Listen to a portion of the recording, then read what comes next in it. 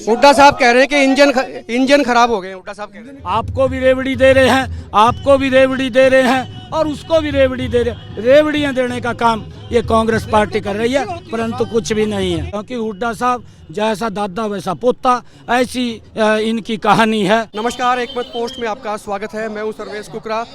नायब सिंह सैनी यहां पर आ गए हैं। गाड़ियों का काफिला आ चुका है और जब से उन्हें अध्यक्ष पद की जिम्मेदारी दी है बीजेपी ने, सड़कों पर बीजेपी, नायब सिंह सैनी को आप तस्वीरों में देख सकते हैं। जबरदस्त यहाँ नारे हैं बीजेपी के नए अध्यक्ष, उनका फूल मालाओं से स्वागत। हांसी का ये जींद रोड है, जींद रोड पर, जींद पुल पर, और इनका काफिला यहाँ से रिसीव किया है हांसी के विधायक विनोद भ्याणा ने।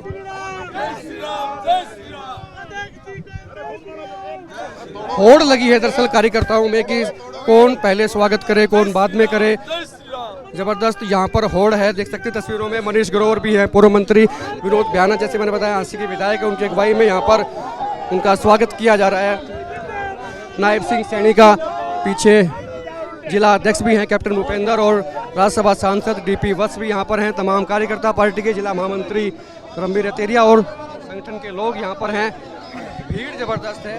हांसी की तस्वीरें आप देख सकते हैं यहाँ पर, और इनका अब काफिला पूरे शहर से होकर गुजरेगा और थोड़ी देर के बाद में हिसार पहुंचेगा। खुली गाड़ी पर इनको लेके जाया जाएगा। कोशिश करेंगे इनसे बाइट लेने की भी। स्वागत के लिए लोगों में जबरदस्त होड़ है कि कौन पहले पहुंचे, माला पहराए, सलाम ठोके, मुलाकात करे बीजेपी को इस मुंह से, नए अध्यक्ष से कितना फायदा, कितना नुकसान। और अध्यक्ष के बाद में प्लान क्या है सर? पहला दौरा आपका, सड़कों पे जबरदस्त स्वागत हो रहा है। पहला कमेंट तो ये कि आपके पास में प्लान क्या बीजेपी के लिए?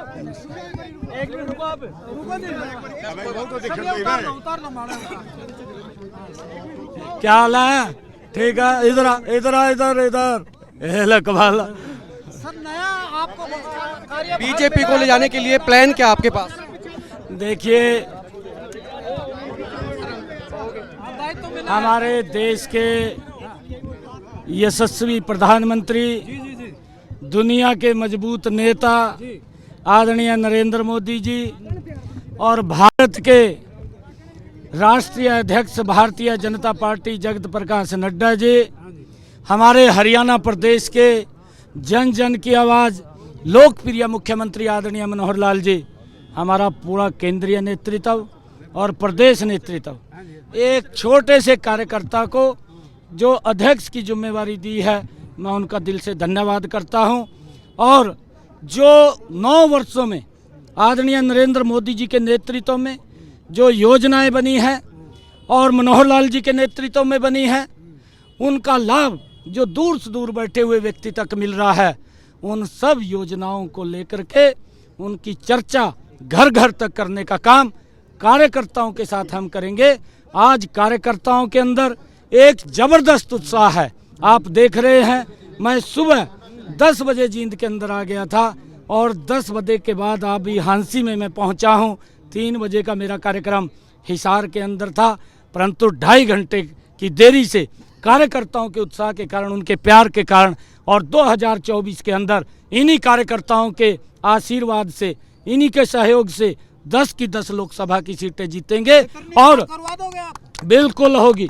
और हरियाणा के अंदर भी मनोहर लाल जी के नेतृत्व में ये डबल इंजन की सरकार तीसरी बार बड़े मैंडेट से बनेगी। हुड्डा साहब कह रहे थे, कहते इंजन, हुड्डा साहब कह रहे हैं, कहते, अरे रुको, हुड्डा साहब कह रहे हैं कि इंजन खराब हो गए। हुड्डा साहब कह रहे हैं इंजन, देखिए, कांग्रेस जो जन आक्रोश अपनी रैलियां कर रही है, वो जन आक्रोश रैलियां वो कांग्रेस के अंदर जो जन आक्रोश है उसको लेकर के कर रही है, क्योंकि कांग्रेस संगठित नहीं है, कांग्रेस बिखरी हुई है।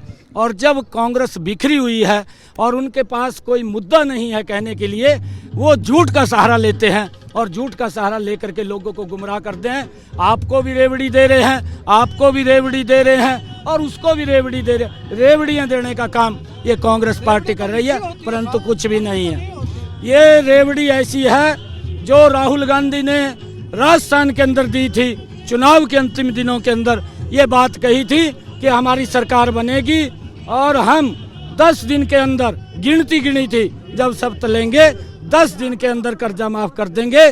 उसका दुष्परिणाम ये निकला, क्योंकि लोगों ने तो कांग्रेस को वोट दिया, वो झूठ के दम के ऊपर बनी सरकार थी, परंतु उसका दुष्परिणाम ये निकला 4,500 राजस्थान के अंदर किसानों ने आत्महत्याएं की, 19,500 की भूमि कुरक कर दी। ये दुष्परिणाम, क्योंकि यही रेवड़ियाँ हुड्डा साहब भी दे रहे हैं, क्योंकि हुड्डा साहब जैसा दादा वैसा पोता, ऐसी इनकी कहानी है। और आपके सामने है कि आज मनोहर लाल जी और नरेंद्र मोदी जी के नेतृत्व में एक्चुअल में गरीब व्यक्ति तक लाभ पहुंच रहा है। उसका परिणाम है कि आज ये कार्यकर्ताओं का है जो कहते हैं कि ये मनोहर खानियां हैं आपकी बीजेपी की। देखिए, मैंने कहा है कि उनके पास मुद्दा नहीं है और इस प्रकार की बातें बोलते हैं, कभी कुछ बोलते हैं लोगों का ध्यान डाइवर्ट करने के लिए, कभी कुछ। 3 साल पहले भी, एक आखिरी सवाल चंडी साहब, आखिरी सवाल, 3 साल पहले भी आपको माना जा रहा था भी अध्यक्ष बनाएंगे, लेकिन नहीं बन पाए, अब बने हैं, तो कोई होमवर्क भी आपने निसंदेह किया होगा, ऐसा कोई प्लान खास तौर पर जो अब अमल में लाना चाहेंगे अध्यक्ष के तौर पर? देखिए, ये प्लानिया मैं सड़कों के ऊपर कार्यकर्ताओं के बीच में घूम रहा हूँ और मैंने कहा है कि नरेंद्र मोदी जी ने 9 वर्षों में बहुत काम किया, बहुत लंबी लिस्ट है। 5 लाख रुपए तक का व्यक्ति को आज आयुष्मान कार्ड देकर के इलाज करने का अधिकार दिया है, 75 से सीट आयु कार्ड दिया है और प्रधानमंत्री आवास योजना के तहत मकान बना करके दिए, बड़े मकान बना करके दिए हैं। और चुनाव लड़ेंगे या लोकसभा का? अरे ये पार्टी का निर्णय है, मेरा निर्णय नहीं है।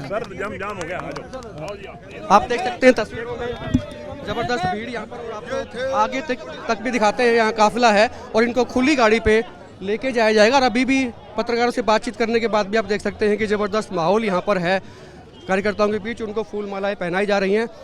वो कह रहे हैं कि उनके पास में रोड मैप है और भूपेंद्र सिंह हुड्डा के पास में कुछ नहीं है, सिर्फ खोखली बातें। कांग्रेस जो है लुभावनी बातें करती है, रेवड़ियाँ बांटती है। उनसे पूछा गया था कि भूपेंद्र सिंह हुड्डा कह रहे हैं कि भाई इंजन फेल है बीजेपी के, कहते बीजेपी के इंजन सही सलामत हैं, दौड़ रहे हैं। और ये काफिला जो है अब हांसी शहर से गुजरेगा। शहर में कई पॉइंट्स बनाए गए हैं जहाँ पर उनका स्वागत किया जाएगा।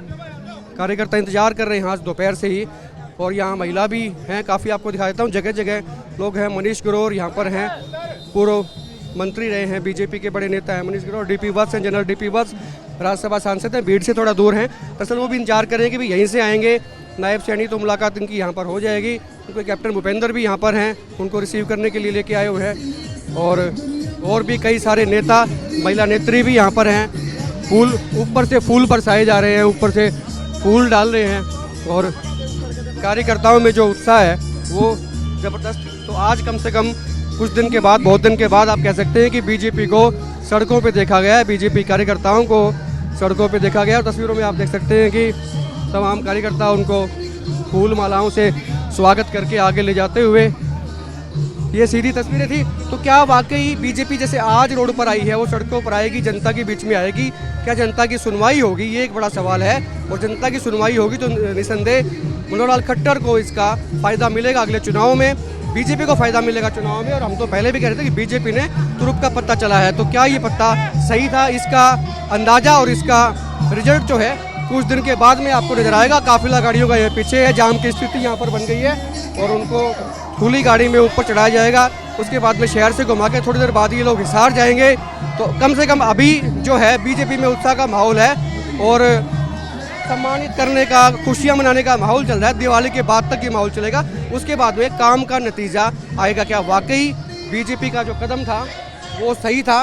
और पुलिस पीछे दरअसल कह रही है कि भाई पीछे जाम लग गया, आप साइड में आ जाए। इस वीडियो को यहीं खत्म करेंगे। खुल के कमेंट करें, शेयर करें और आप बताएं कि बीजेपी की जो ये मूव थी अध्यक्ष बदलने की, इससे बीजेपी को कितना फ़ायदा। वीडियो को शेयर करें और आप देखते रहे एक मत पोस्ट।